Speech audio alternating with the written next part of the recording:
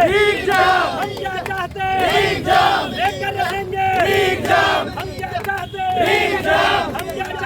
लेकर रहेंगे। बिहार लोक सेवा आयोग द्वारा आयोजित 13 दिसंबर को हुए 70वीं बीपीएससी पीटी परीक्षा का एग्जाम तो हुआ, लेकिन पटना के बापू परीक्षा परिसर में जो हंगामा हुआ उसको लेकर अब बीपीएससी ने उस परीक्षा केंद्र को रद्द कर दिया गया है और लगभग 12,000 अभ्यर्थी फिर से परीक्षा देंगे। लेकिन पूरी बिहार में जो परीक्षा हुए हैं उसे रद्द नहीं किया गया है। अब उसको लेकर बीपीएससी अभ्यर्थी हंगामे पर उतर गए हैं और पूरी परीक्षा को रद्द करने की मांग करने लगे हैं। हम अभी गर्दनीबाग धरना स्थल पर हैं, काफ़ी संख्या में बीपीएससी अभ्यर्थी पहुंचे हुए हैं और साफ तौर पर इनका मांग है कि पूरी परीक्षा को रद्द किया जाए। वजह क्या है हम जानेंगे। क्या वजह है सर, क्यों परीक्षा रद्द? ये री एग्ज़ाम होना चाहिए, क्योंकि आयोग एक ही एग्ज़ाम के लिए, एक ही परीक्षा के लिए आप दो एग्ज़ाम आयोजित नहीं कर सकते। या तो अगर आप क्वेश्चन आसान पूछते हैं तो उन बच्चों के साथ नाइंसाफ़ी हो जाएगी हम लोग के साथ, और अगर क्वेश्चन हार्ड पूछते हैं तो उन बच्चों के साथ नाइंसाफ़ी हो जाएगी। तो आयोग एक छोटा सा बच्चा जो 10th क्लास में पढ़ता हो उसको भी समझ में आ जाएगा कि एक ही एग्ज़ाम के लिए, एक ही टाइप के परीक्षा के लिए एक ही एग्ज़ाम होना चाहिए। पर पता नहीं जो बीपीएससी के अध्यक्ष हैं वो कैसे इतने अयोग्य हो गए, उनको क्यों नहीं ये बात समझ में आ रही है कि सारे बच्चों का एक ही एग्ज़ाम होना चाहिए। और बच्चों को नॉन सीरियस बोला जाता है बार बार। 3 लाख 4 लाख बच्चों को नॉन सीरियस क्यों बोला जा रहा है, जब आप खुद एक परीक्षा ढंग से नहीं करा सकते हैं। इतने बड़े बापू सभागार में 12,000 लोग एग्जाम दे रहे थे, वहाँ पे आप ढंग से परीक्षा नहीं करा सकते, पटना के दिल में। बताइए सर, जो रिपोर्ट आई है उस रिपोर्ट में साफ कहा गया है कि जानबूझकर परीक्षा रद्द कराने की साजिश थी। सर 3-3 साल से बच्चे तैयारी कर रहे हैं, ठीक है। उनको अगर 1 घंटा पेपर लेट मिलेगा तो वो क्या सोचेंगे, एंग्जाइटी होता है ना वहाँ पे।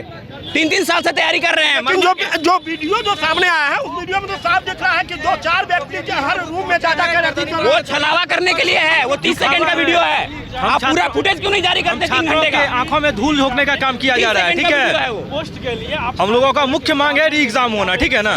एक ही एग्जाम को आप 3 बार मौका किसी को दे रहे हैं, 2 बार दे रहे हैं और किसी को 1 बार में भी आप क्वेश्चन वायरल कर दे रहे हैं। ये कहाँ तक, ये इतने बड़े। आपका सेंटर कहाँ था? मेरा सेंटर तो आप परीक्षा ठीक से दिए? हम दिए, इसका मतलब क्या? और भी छात्रों का क्या? आप ठीक से दिए? ठीक से दिए, लेकिन ऐसे जगह सेंटर दिया गया जहाँ बार बार बिजली कट रही थी। जयमर परीक्षा ठीक से दिए लेकिन परीक्षा रद्द होनी चाहिए, ये मांग है। और क्या मांग है आप लोग का?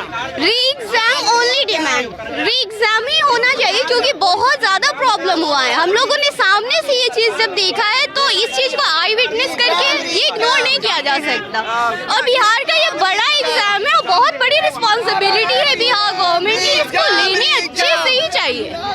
एक ही डिमांड है, री एग्जाम होनी। आप परीक्षा ठीक से दिए थे? जी हाँ, हमारा एग्जाम बहुत अच्छे से गया। आप परीक्षा ठीक से दिए तो फिर एग्जाम क्यों? क्योंकि ये धांधली हुआ है और इसमें ना मेरिट ऊपर नीचे होगा। अब गलत लोग आएंगे एडमिनिस्ट्रेशन में तो क्या उम्मीद किया जा सकता है? बिहार में कौन सा डेवलपमेंट? हर जगह पेपर लीक हो रहा है। एग्जैक्ट क्या बता रहे हैं? अगर एक जगह लीक हुआ तो इसका मतलब अब बाकी पेपर लीक नहीं हुआ है सर, वहाँ पेपर लीक का अर्थ वो नहीं होता। अगर 12:30 बजे पेपर बाहर आया तो इसका मतलब है पेपर और जगह भी बाहर आया। आप कहते हैं 11 बजे हम गेट बंद कर देंगे, उसके बाद नहीं देते हैं, और आप फिर 12:30 बजे 4 बच्चों को घुसा रहे हैं और उसके बाद आप कह रहे हैं कि नहीं पेपर लीक नहीं हुआ। इक्वालिटी की बात है ना। मोबाइल फोन इधर आया है। आपका सेंटर कहाँ? मधेपुरा सर, मेरा कॉलेज था मधेपुरा में, सेंटर था टीपी कॉलेज था सर, ठीक है सर।